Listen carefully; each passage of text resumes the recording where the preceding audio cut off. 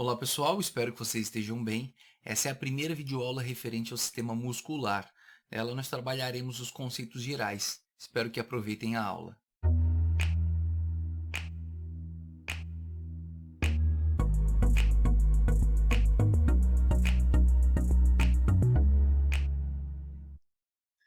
Bem, em relação ao sistema muscular e suas funções. Bom, primeiro de tudo a gente tem que entender que existem três tipos de tecido muscular. O tecido muscular estriado esquelético, que a gente chama simplesmente de músculo estriado esquelético, né, que é o foco do nosso estudo. Ele é um tecido muscular estriado, né, como o próprio nome diz, né, as células são estriadas, e ele é músculo de contração voluntária, ou seja, eu contraio quando eu bem entendo, o controle ele é racional, ele é voluntário. Exemplo, se eu decidir contrair o meu flexor longo do polegar, eu vou fazer a flexão do polegar, só que eu faço quando eu bem entendo, quando eu não quero, eu não faço. Então esse é o primeiro tipo de músculo que que eu vou comentar aqui, né? E esse vai ser o grande foco do nosso estudo no sistema muscular, o músculo estriado esquelético, músculo de contração voluntária. E na gigante maioria das vezes, esse músculo se insere, né, entre ossos, ou seja, vai estar fixado em um osso e sua outra parte vai estar fixada, né, sua outra extremidade, normalmente em um outro osso, mas pode se fixar também em cartilagens e depois mais para frente a gente fala um pouco. Bom, um outro tipo de tecido muscular é o tecido muscular estriado cardíaco, né? Que compõe o músculo cardíaco, né? Ou seja, o miocárdio. É um músculo, né? Como o próprio nome diz, estriado, né? Tecido, as células, né? Criam comunicações entre si, que a gente diz que são as estrias. É claro que isso vai ser estudado, né? Deve ser estudado na histologia, né, e não na anatomia, mas o que vale a gente saber é um músculo de contração involuntária, ou seja, não depende do meu nível de consciência, né, racional. Eu posso, por exemplo, pedir para você flexionar o polegar ou não, você faz se achar que deve. Eu não tenho como pedir, ó, faça com que o seu coração pare de bater por 5 segundos. Por quê? Porque o músculo estriado cardíaco é músculo de contração involuntária. Onde que a gente encontra? Somente no coração, né? Constituindo o miocárdio, né? Lá em sistema respiratório, sistema circulatório, perdão, eu explico um pouco melhor. Bom, e existe um terceiro, né? Que é o tecido muscular liso. E esse tecido muscular liso, ele vai formar os órgãos ocos que a gente conhece. Professor, onde é que tem tecido muscular liso? No estômago, no intestino, no ureter, na bexiga, nos vasos, né? As veias têm capacidade de fazer, né? A túnica média dos vasos, né? Sejam artérias ou veias, elas têm a capacidade de se contrair, porque é muscular, é tecido muscular liso, ou se relaxar, ou relaxar, né? E fazer, então, consequentemente, quando relaxa, vasodilatação, quando se contrai, vasoconstrição. Você consegue perceber que quando está calor, né, você corre ou quando está muito quente, as veias superfície elas normalmente surgem, né, aparecem mais. Por quê? Porque como o meu corpo está aquecendo, porque o ambiente, né, no ambiente está calor, ou porque eu pratiquei uma atividade física intensa e essa atividade gera calor, eu faço vasodilatação, ou seja, a musculatura se dilata e o sangue vem mais para a superfície e para as periferias. Consequentemente, eu troco mais calor com o meio, né? Eu perco mais calor para o meio. O contrário também é verdade. Vocês vão perceber que quando está muito frio, a mão fica gelada, né? Essas veinhas de superfície, né? Essas veinhas logo abaixo da pele, elas somem, desaparecem, né? O nariz fica gelado, a orelha... Enfim, por que fica tudo gelado? Porque a gente faz uma vasoconstrição e direciona, né? Então os vasos ficam mais estreitinhos e a gente direciona o sangue para o centro do corpo para quê? Para perder menos calor para o meio. Então esse controle desse músculo liso não depende do nosso é, é, estado consciente, né? Isso acontece de forma involuntária. Um outro exemplo, a digestão, né? O estômago lá contraindo para misturar o alimento, né? Com o suco suco gástrico, né, o ácido clorídrico formado lá, isso também não depende do nosso nível de consciência, a mesma coisa, né, o intestino funcionando, quando a gente decide urinar, né, a bexiga se contraindo, os esfíncteres da bexiga relaxando, enfim, até existe esfíncter de contração voluntária, mas um deles, né, é de contração involuntária, a gente vai falar disso lá em sistema urinário. Então vejam, outra coisa, os brônquios, né, a gente precisa de mais ar, os brônquios fazem, relaxam a musculatura e se dilatam, ou se a gente precisa de menos ar, né, eles fazem, ou por uma questão mais inóspita, eles fazem constrição. Inclusive o asmático, né, o paciente que tem asma, normalmente ele utiliza o quê? Uma bombinha com uma medicação que é um bronquiodilatador, ou seja, faz bronquiodilatação, faz com que os nossos brônquios relaxem, consequentemente dilatem e aí passa mais ar. Bom, vimos então 3 tipos de tecido muscular: o músculo estriado esquelético, que é o músculo que a gente vai estar falando agora, o músculo estriado cardíaco, eu vou falar dele lá no sistema circulatório, e o músculo liso, eu vou estar falando no circulatório em outros sistemas também, como digestório, como geniturinário e por aí vai. Bom, professor, mas eu queria conhecer cada tipo de célula, daí isso entra, como eu falei, lá no estudo da histologia, né? Ou melhor, a célula mesmo é na cito, né? Mas a forma como as células compõem os tecidos é na histologia, né? E daí não compete aqui a anatomia, mas pelo menos não um panorama geral a gente viu.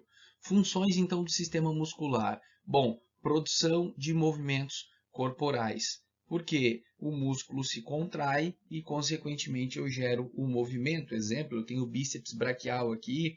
Eu vou falar do braquial, que é mais simples. O músculo braquial está inserido aqui no meu húmero, inserção proximal dele. A inserção distal dele é na minha una. E quando eu contraio, eu faço uma flexão de cotovelo. Então, gerou um movimento corporal através do que? Da contração do músculo. Eu vou explicar um pouquinho mais à frente. Regulação do volume dos órgãos. Bom, o nosso volume de sangue pode ser regulado através do sistema da contração dos músculos, né?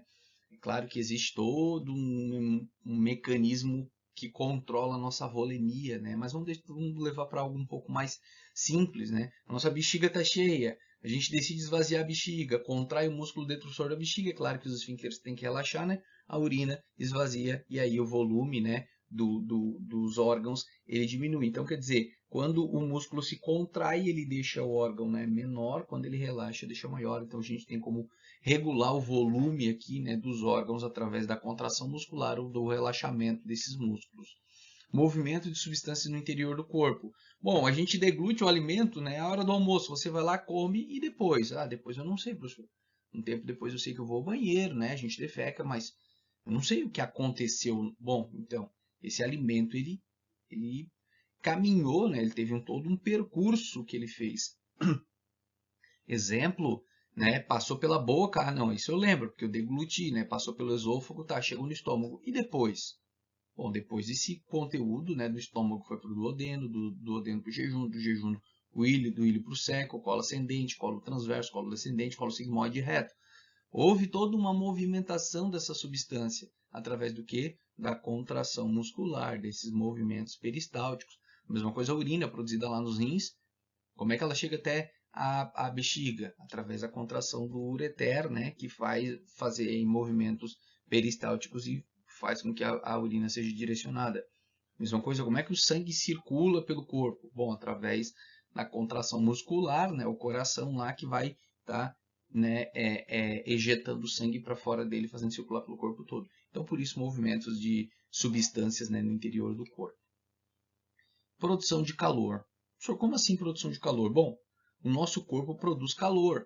Eu sempre costumo falar, o nosso corpo é quem é responsável por produzir calor. Nós mantemos temperatura constante graças à produção do calor que a gente, né, graças ao calor que a gente produz.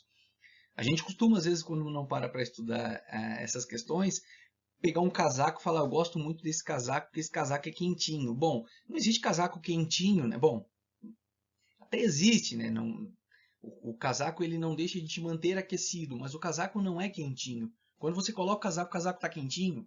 Não. Pega esse casaco, coloca em cima de uma pedra e vai lá meia hora depois ver como essa pedra está quentinha. Ela vai estar quentinha? Não. Bom, então por que quando você coloca o casaco você fica quentinho? Porque o seu corpo produz calor. E essa produção de calor, ela pode ser concentrada quando a gente, né, não deixa dissipar, a gente joga um casaco, ou ela pode se dissipar, né, a gente pode perder para o meio. Ah, esse cobertor aqui é muito quentinho. Bom, então faz o seguinte, forre ele na sua cama e quando você for deitar a cama vai estar quentinha. Vai estar quentinha? Não, vai estar em temperatura ambiente.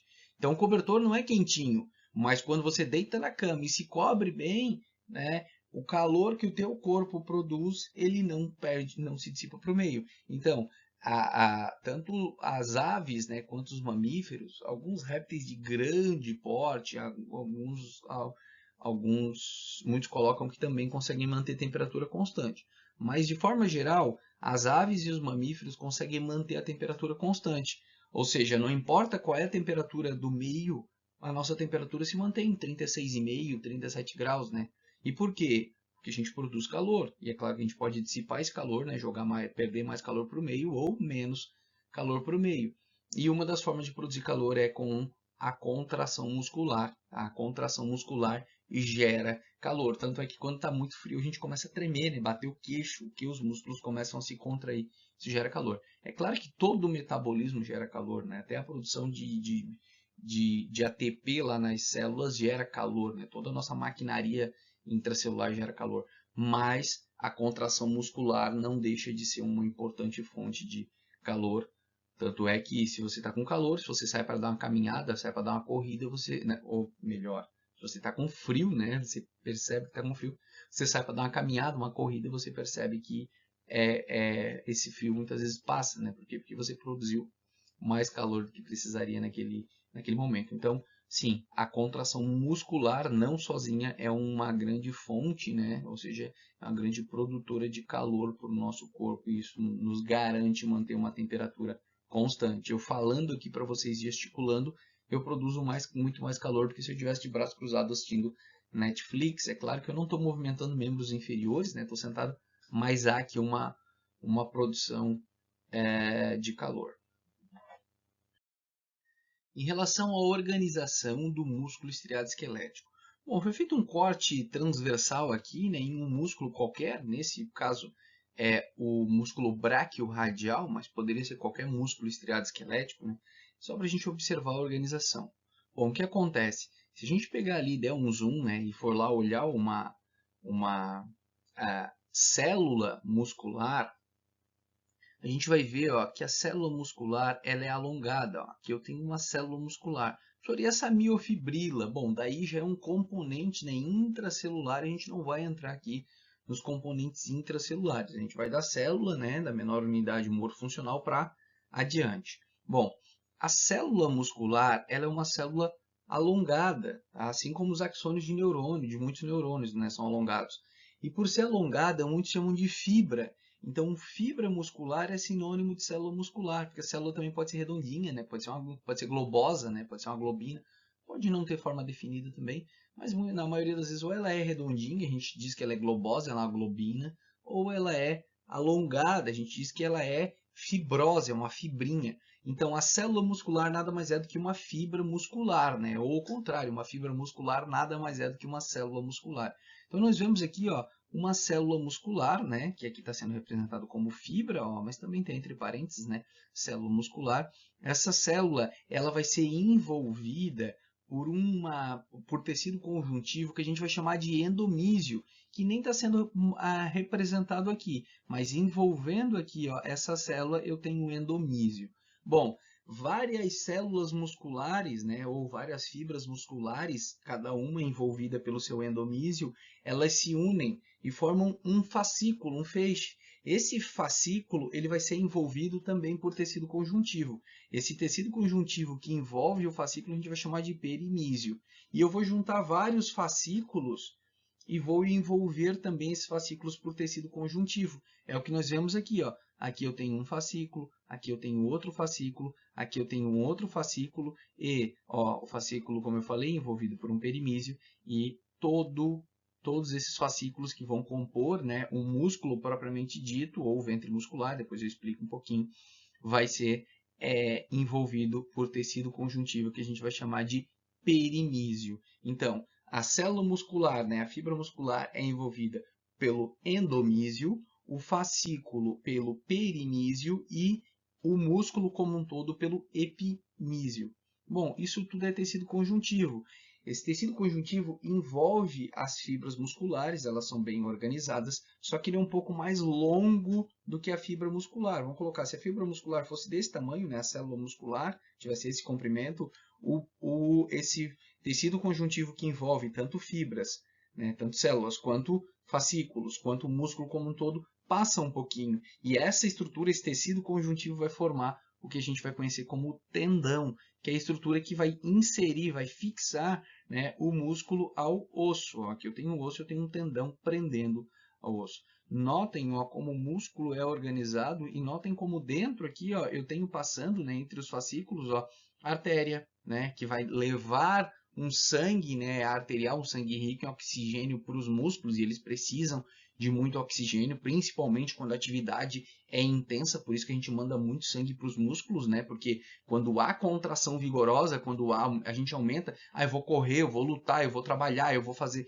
enfim, quando a gente aumenta essa frequência aí na contração da musculatura, a força de contração também, a gente aumenta a demanda funcional, né? E aí eu preciso produzir muito mais ATP lá nos músculos, consequentemente eu preciso de mais oxigênio.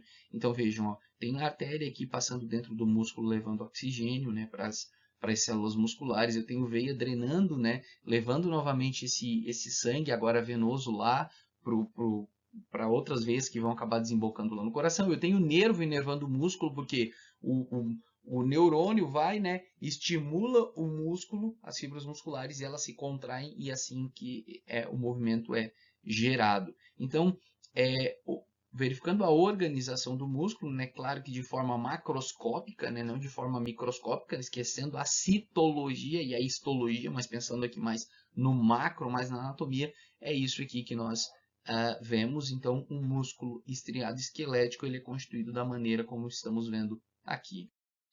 Em relação aos componentes, né, musculares de um músculo estriado esquelético, então eu trouxe aqui organizadinho para a gente ter direitinho os conceitos. O ventre, o que é um ventre? O ventre é a parte muscular carnosa, é a parte vermelha que nós vemos. Então, a parte muscular carnosa constituída por fibras musculares contráteis. O ventre é a parte que se contrai. Se você pegar aí, ó, fizer uma supinação, lembrando que supinar, né, é suplicar, é pedir, ó, então palma da mão voltada para cima, e fletir o seu cotovelo, você vai sentir que o seu bíceps braquial, que estava muito mais longo aqui, ó, ele ficou curtinho, ele ficou menorzinho. O que isso aconteceu? O ventre se contraiu. Então, o ventre é a parte carnosa, né, a parte que tem fibras musculares, e a porção contrátil. O que é um tendão? Ó, é a parte não contrátil, claro, porque a gente sabe que o tendão é constituído só por tecido conjuntivo, não é tecido, né? Não são células musculares, consequentemente não se contrai, ó, não contrátil, localizada nas extremidades dos músculos. O que é uma aponeurose? A aponeurose é semelhante a um tendão, é o mesmo tipo de tecido. Senhor, então por que a gente não chama de tendão? Tendão se for cilíndrico, se for tipo um cordão. A aponeurose, ó, é um tendão em forma laminar, tá? Eu vou mostrar para vocês um exemplo já na sequência de aponeurose. E o que é uma fáscia? A fáscia nada mais é do que uma bainha de tecido conjuntivo frouxo que envolve grupos musculares. Professor, eu não consegui entender. Então vamos lá. Bom, olha o que nós vemos aqui. Um ventre muscular, ó, a parte carnosa, por exemplo, ó, do bíceps braquial. Então, ó, aqui é o bíceps braquial com as suas duas cabeças. Ó. Essa porção que nós vemos aqui vermelhinha, tá, é o ventre muscular. E o que sobrou, professor? Aí nós temos o tendão. Né? Ó, por exemplo, aqui o deltoide, ó, esse é o ventre muscular. Bom, e os tendões? Está aqui, ó, tendão do bíceps braquial, né, da cabeça longa, né? Ó, na cabeça curta, do músculo coracobraquial, da porção distal aqui do bíceps, enfim. Então, o que a gente está vendo branquinho aqui são os tendões, a parte não contrátil, né? E a aponeurose, vejam, ó, Aqui nos músculos da cabeça, eu tenho um músculo chamado de músculo occipito frontal. Esse aqui é o ventre frontal do occipito frontal e esse aqui é o ventre occipital do occipito frontal.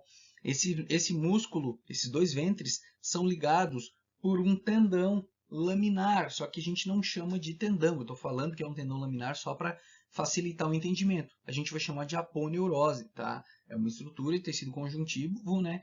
Só que vai estar conectado aos músculos, só que ele é laminar. A mesma coisa aqui, ó, no abdômen, a gente tem aqui a aponeurose dos músculos da parede abdominal, né? Oblíquo externo, oblíquo interno, transverso do abdômen. A gente vai falar desses músculos mais à frente. Então vejam, essa estrutura que eu não chamo de tendão, porque não é comum um cordão, e sim uma lâmina.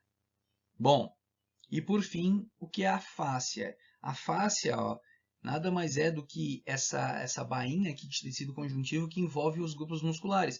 Vejam, ó, a fáscia foi cortada aqui e eu consigo observar, ó, os músculos de forma individuais. Ó. Esse músculo aqui, por exemplo, é o sartório, esse músculo aqui, por exemplo, é o reto femoral, esse aqui é o vasto lateral, esse é o tensor facial lata, enfim. E notem, ó, que aqui eu vejo os músculos todos, mas aqui não, eles estão envolvidos por uma fáscia, né? Essa fáscia, né, mesmo que a gente vê ali no pescoço, nada mais é do que uma fáscia muscular que envolve grupos musculares que forma compartimentos. Depois a gente vai ver que em cada região, por exemplo, no braço eu tenho dois compartimentos, o anterior e o posterior. Ele é formado por essas fáscias.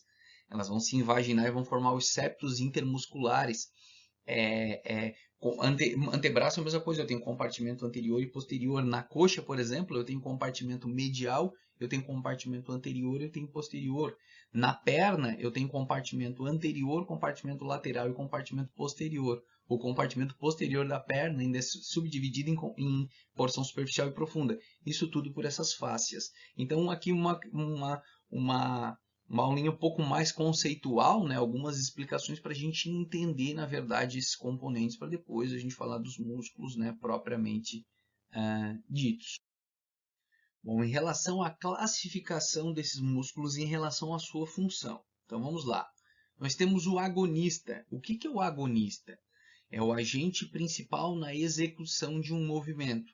Ou seja, o agonista é aquele músculo que é o principal músculo que age em prol de um movimento.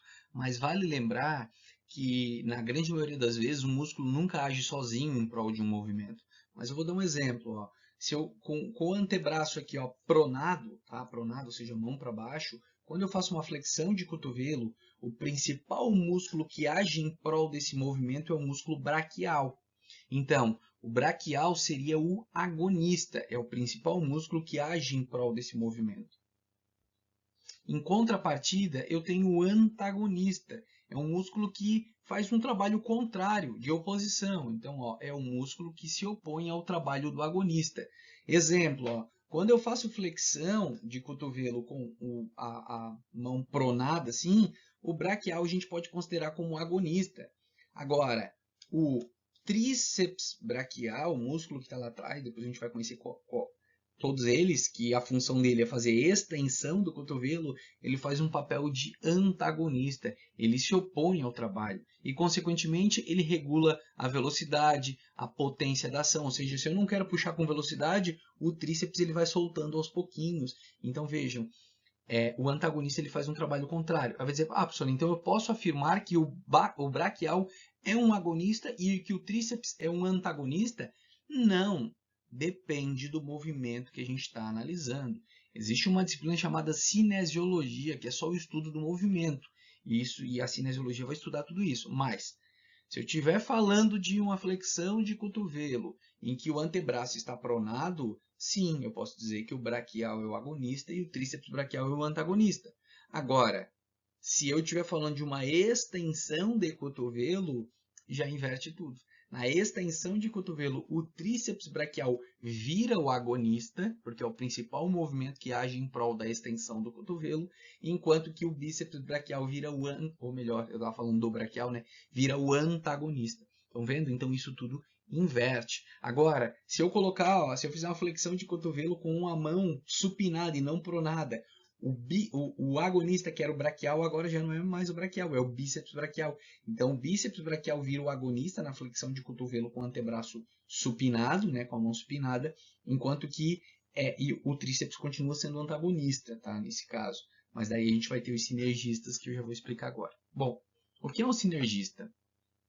O conceito de sinergista é o seguinte, ó, é um músculo que participa estabilizando as articulações para que não ocorram movimentos indesejáveis durante a ação principal. Esse é um dos conceitos da literatura, mas nem sempre se traz assim. Muitas vezes as pessoas simplificam e digam, é o que ajuda o agonista. Bom, mas aí cabem interpretações. A que eu acho mais segura, a que eu acho mais confiável, a que eu mais encontro, né, em algumas literaturas confiáveis, né? Por exemplo, a gente vai encontrar isso no Moore, aqui atrás, o Moore tá ali em pezinho ali atrás, ó. Aqui, tá? A gente vai encontrar isso no Grace, por exemplo, que é aquele pretinho, aquele livro tá lá, a gente vai encontrar no Snell, ou seja, a gente vai encontrar alguns livros que parrudos, assim, né, de anatomia, que vão dizer o seguinte, vejam só, todo músculo, quando passa sobre uma articulação, ele obrigatoriamente age naquela articulação. Exemplo, eu tenho um músculo flexor profundo dos dedos, ó, que ele tem 4 tendões, esse músculo, esses tendões vêm, ó, e se inserem na falange distal desses 4 dedos aqui. Para o polegar não vai, desses 4 dedos. Quando eu contraio, o que eles fazem? Eles contrafletem os dedos. Só que esse flexor profundo do polegar, ele passa também sobre a articulação do carpo. Ele passa sobre as articulações aqui, ó, entre o carpo e os metacarpais. Então, o que era para acontecer? Quando eu contraio o flexor profundo dos dedos e faço a flexão dos dedos, era para eu fazer isso aqui, ó, fletitudo. Porque ele puxa, né, o ventre muscular se contrai, puxa o tendão, e o tendão deveria fazer isso aqui, ó, fletitudo. Por que eu consigo manter aqui, ó, o carpo fixo, né, os metacarpais fixos e fazer só a flexão dos dedos? Porque eu tenho sinergistas bloqueando algumas articulações para que esse movimento indesejável não ocorra. Tá? Então, esse é o conceito de sinergista que eu considero mais correto. O que alguns autores colocam, que eu acho que também não está errado, seria o seguinte, ó, por exemplo, na flexão de cotovelo, com o antebraço supinado, o bíceps braquial é o agonista, então ele age, né, ele é o principal músculo que faz a flexão de cotovelo nesse exemplo. O tríceps é o antagonista, quanto a isso está tudo certo. Só que na flexão de cotovelo com o antebraço supinado, o músculo braquial, ele também ajuda. Ele não é o principal, mas ele ajuda. Então o que acontece? Alguns colocam que ele é o sinergista. Então, para tentar juntar os dois conceitos, a gente pode dizer que o sinergista ele ajuda. Ele não é o principal, mas ele ajuda na execução daquele movimento. Mas se você fosse escolher, professor, qual é o conceito assim? É o músculo que ajuda ou ele auxilia, mas estabiliza as articulações e não ajuda no movimento? Eu ficaria com esse conceito aqui, tá? Então, eu não faço flexão de todo o carpo e tudo mais, porque eu tenho sinergistas que bloqueiam essas articulações e, consequentemente, eu faço só mexo a articulação que eu quero mexer, graças aos sinergistas. Tá? Mas isso vai muito da interpretação. Eu estou tentando ter muito cuidado aqui, porque muitas vezes vocês vão ver, não, o sinergista ajuda no movimento, mas parece que ele só está ajudando, né, em prol do movimento. Mas não, na verdade é um ajuste mais refinado, um ajuste um pouco mais complexo, né? Mas isso cabe à avaliação, né, do que se está falando. Aqui, ó, os músculos que eu estava citando para vocês, por exemplo, esse aqui é o bíceps braquial. Profundamente em relação a ele, a gente tem o músculo braquial, tá? E lá atrás, na região posterior, ó, a gente encontra o tríceps braquial, tá? Então, só para exemplificar aqueles músculos que eu citei para vocês nos exemplos que eu dei aqui, mas a gente vai falar de cada músculo de forma individual daqui a um tempinho. Espero que tenham curtido a aula. Nos vemos na próxima. Um abraço.